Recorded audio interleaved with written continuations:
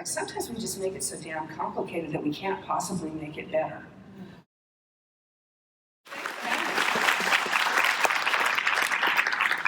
So I sort of almost want to pick up where you left off. I love the Blockbuster story, of course. And something you said in your book is that Netflix didn't invent anything new, they just had to be better. Yeah. And I think in many ways that is so true for orchestras. And generally speaking, we're not doing anything new. Our art form is hundreds of years old. Yeah. So what makes a company better so that they don't get left in the dust? Well, I think you have to dig deep into who you are, right? So we always talked about Netflix as an access to great stories, right? The secret reason I joined Netflix, because I thought it was the stupidest idea I'd ever heard of, was that I was a big fan of independent film. And I thought someday, if we really made it, then people would know there's better stuff coming out of artists that are making stuff other than blockbuster movies that shoot people and blow things up, right? And now Netflix absolutely plays on incredible stories all over the world. So I think you got to get back to what it is that you're delivering, right? You're delivering love of music, a sense of community, of being part of a symphony, right? The beauty that is, whatever those things are. You're just saying, this is what we want our constituents, our clients to do. How do we do it differently? How do we think about what's the most relevant way in this time? And here's a Blockbuster story. We knew that you would binge the way you do, the way we all do, let's be fair. We knew that in probably 2002, because that's when box sets came out on DVD. Do you remember that? You could buy a whole season of a TV show. And so our biggest innovation at that time was you could fill your queue with the whole season, with the whole box set. And you'd watch them season 1, disc 1, episodes 1 through 3, season 1, disc 2, episodes 4 through 6. So everybody did it. They just loaded it up, and then they watched it. They're like, wow, we know what greatness is going to look like. Greatness is going to look like it just plays. Right? It just keeps going. I'm rewatching Dexter. It's sick, I know. But that vision, right? So it's like, that's what they want. That's what we want. So that's the part where I think for all of you, it's really important that you're in everybody's shoes. And that you get your people to make sure that they spend some time with their colleagues working in different parts of what you're attempting to do so that they understand that coordination. The team stuff is really, really important. So, okay, I'm glad you ended with the team stuff is really important. When I first heard you speak, it was on a podcast, Bob Sutton's Friction Podcast. Bob Sutton is a Stanford Business School professor. He likes me because I have a foul mouth. I was going to say, because both of these known for is the no asshole rule. Like, that's just the embodiment right there of it all. But I remember you going on that podcast and talking about silos and why they're so bad. And I was like, someday I'm going to meet this woman. And I mean, just if you could just talk about that a little. How do you overcome them? How do you break them down? Because I think a lot of times our administrative staffs at orchestras can be very siloed. The marketing, the fundraising, the artistic people. Yeah, it's really, really cancerous because for one thing, part of the reason I am around talking to people is like sometimes we just make it so damn complicated that we can't possibly make it better. Right, so like are people in the same room at the same time? Like, here's an example. We used to do these leadership offsites, and for a number of years we called them quarterly business reviews, and every part of the business would get up and they would do a PowerPoint presentation for their part of the business. And we would go through a couple of days just listening to presentations. And then I started realizing all the good stuff, like, we're at a break, and I'm like, okay, this big mega problem that everybody's touched on, you, in a room, don't come out until you solve it, right? And then I started realizing, oh my God, everybody who could solve the problem was in the same room at the same time. So then I started making the breaks a half an hour.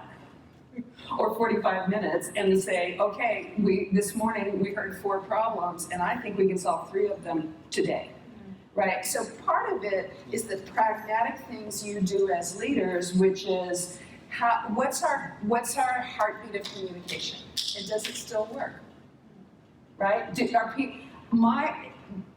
being in the same room, here's another great tip. Get people in the same room, take a topic that's important to everybody, but one where not everybody can solve it, and just mix people up at the table and have them talk about it. We used to say, how do we beat Blockbuster? Go. Right? Nobody was going to come up with the right answer, but what we got to see was, we got to see your perspective. Right? I remember there's a woman who was in marketing who had been promoted, and I was not such a fan. I thought she was kind of weird, and and she was kind of really introverted, and she didn't work cross-functionally very well. She didn't put herself out there. So we're sitting at a round table, and I said, boy, wouldn't it be great if we knew, what kinds of people were watching what at 9 in the morning, 4 in the afternoon. She said, 9 in the morning, moms, kids are at school, yoga. Of course, in the Midwest, the demographic splits in an interesting way. 3 o'clock in the afternoon, she's like, tweeners. Before their parents find out they're not doing their homework, right? I mean, she was like this unbelievable treasure trove of information about our customers, right? And everybody else at the table was like, okay, what about 7:30 at night on Wednesday when football's happening? Oh, well, So what we got to see, what you need to showcase is, it's not walking a mile in somebody else's shoes. It's like listening to them talk about what they're passionate about, right? So when you have people that really, really respect my story I just told you about my engineers, right? I can't do that, but they could. So I could say to them, help me understand how you think about solving this problem. And they taught me how to be logical. Right? They're the ones that, by living with them, and so for those of you who know or love, I know you do, engineers, here's how their world works. It's good or bad, right or wrong, black or white, 0 or 1. Nuance is bullshit. Okay? And when you nuance something or you move into a shade of gray, you are lying to them. This is how the brain works, right? So I had to learn, for example, that's why I'm so straightforward, because I found out that you can tell people the truth, right? What makes people crazy is not the truth. What makes people crazy is the spin, right? And so with silos, what happens is you develop these myths around these different, oh, well, you know how they are in marketing, 3-drink minimum. Right? Oh, engineers, they're so nerdy, right? For those of I spent my life, those digital engineers, they are composers, right? So that learning to appreciate what each other does is the first and most important step, right? And sometimes it's just explaining it. So just standing in front and go, let me tell you what motivates us. Let me tell you what our issues are. Let me tell you what drives us. Let me tell you how you make it hard. Also, I love what you just said also about talking about teams as these giant marketing people. I'm so guilty. The musicians. Yeah. And it's just, it's not helpful. It's not helpful because you're not on the same team. You're on 5 different teams. Right? So, and it sounds like you could be on 5 different teams playing 5 different sports. Right? So somebody has to explain that, yes, we are on a football field, but you're playing rugby and you're playing soccer and you're playing football. And the rules are different for all of us. We are all out there, and some of us don't have Patty. So stop smacking into us, or so. But there's general rules, right? I mean, so what are the things that are saying? You change the direction you go at halftime, whatever it is. I mean, I'll tell you a story. My son, my husband was coaching my son's 6-year-old soccer team, for those of you who've seen this before.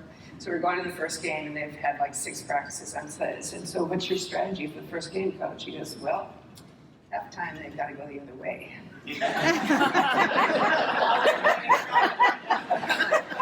Yeah, and he's like, that's all right, that's what we're going to work for. I mean, if you've watched them, they do this, right? And then about halfway through the season, they get skills.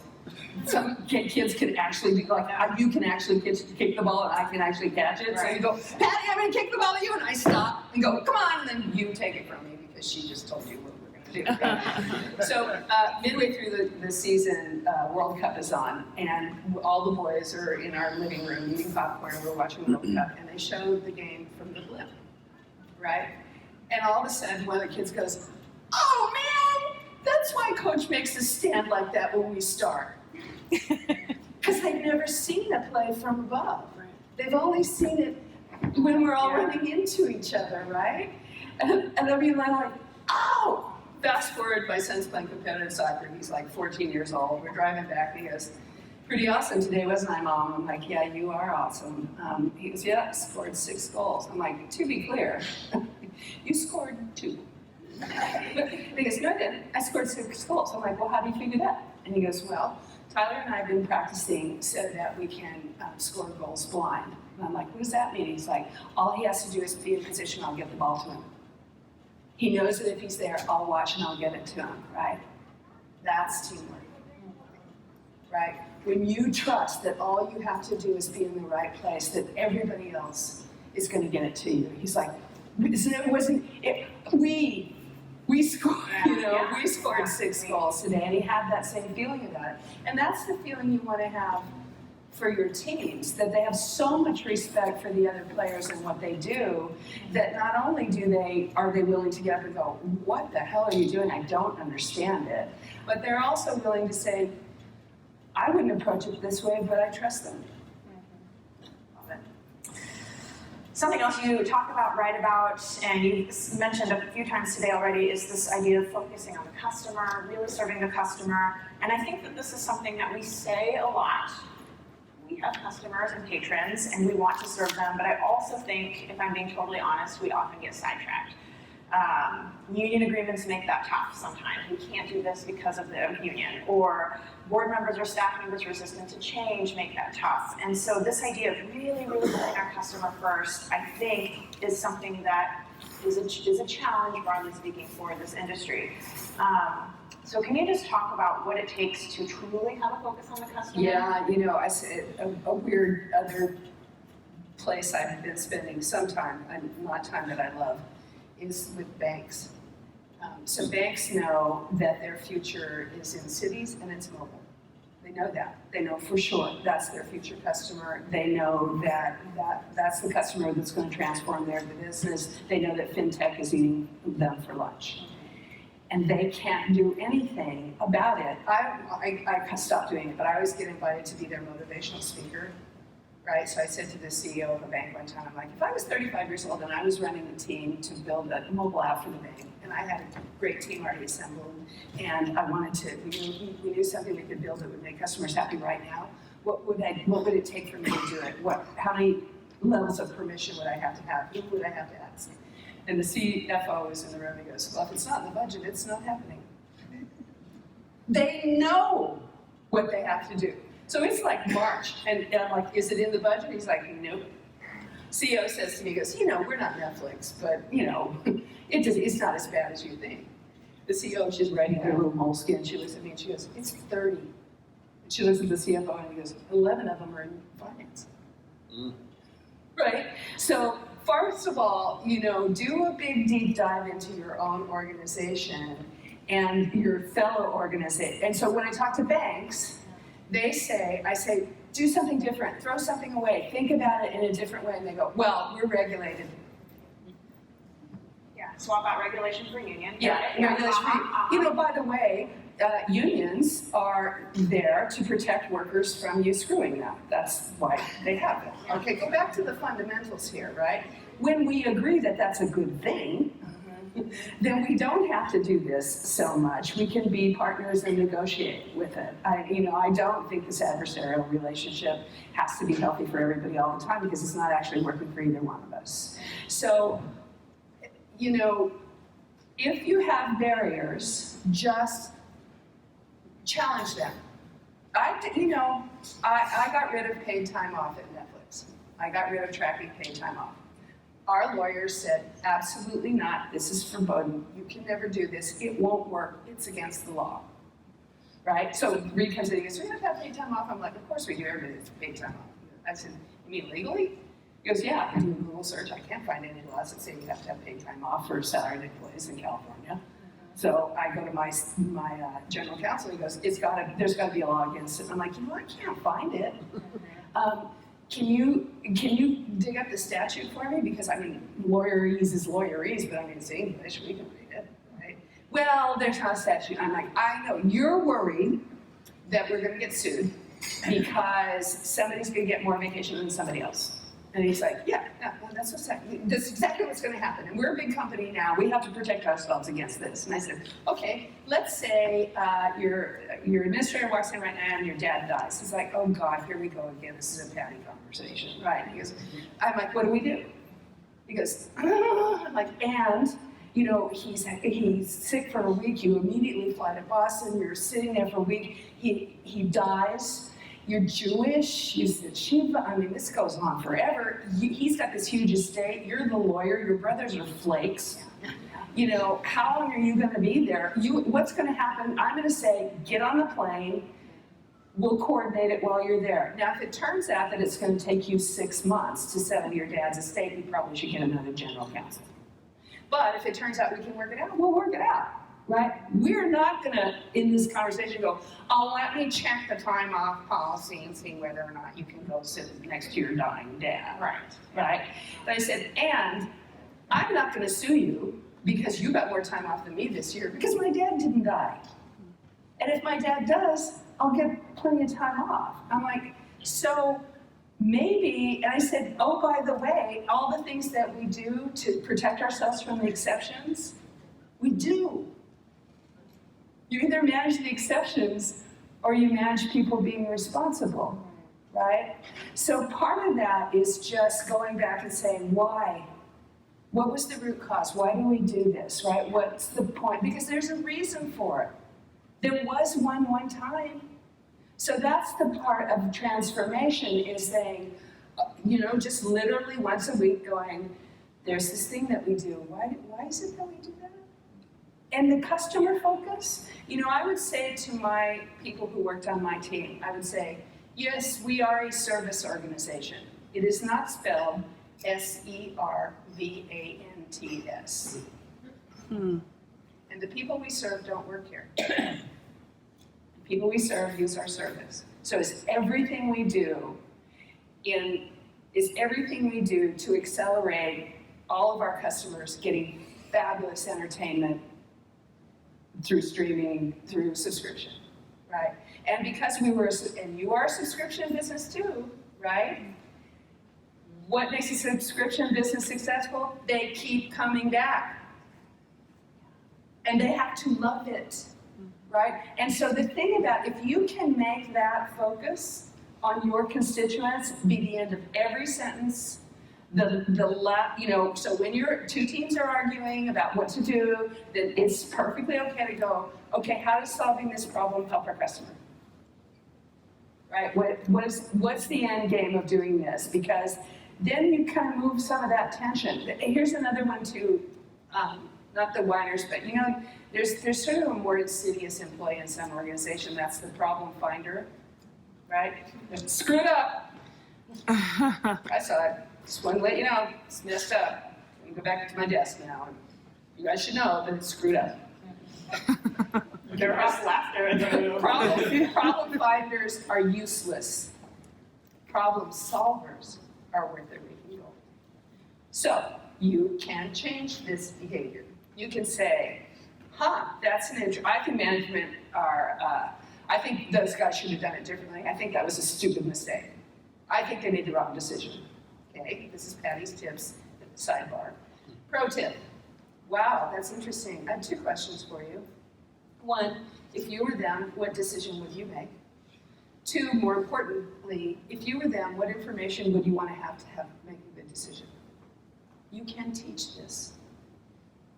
And if you do that every single time somebody says they screwed up, they should have done it differently, they aren't listening, every single time, you will train people to not open their mouth and find a problem unless they've thought about what the answer might be, right? And you can say, problem finder, thanks for nothing, right? So you can teach people, that's the power of stuff. right? That's the powerful stuff. That's not empowering them. That's saying, you're part of the team, you need to be part of the solution. The third thing I would say, or fifth or whatever, if you're not sharing your P&L with everybody in your organization, you should be. Everybody, musicians, conductors, administrators, fundraisers, everybody needs to know how the money works. Everybody. And don't hire anybody who's not smart enough to figure it out. And that's not that hard, right? So that people can say, if I do this thing, that's going to take away from doing this other thing. Now remember what's the most important thing? The people that come to our concerts. This doesn't do anything to advance that, right? So it's a way of training the organization. We called it at Netflix, we called freedom and responsibility.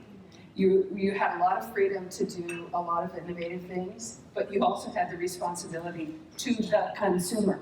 Yes, yeah. To the customer. I love that. Great freedom, great responsibility. Yeah, and also you know, the more you encourage people and teach them how to solve problems, here's a great result. They will.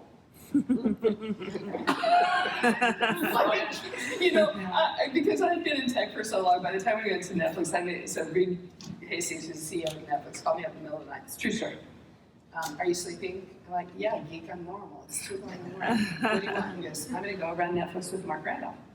And I said, okay, was this a career call? It sounds like a great idea.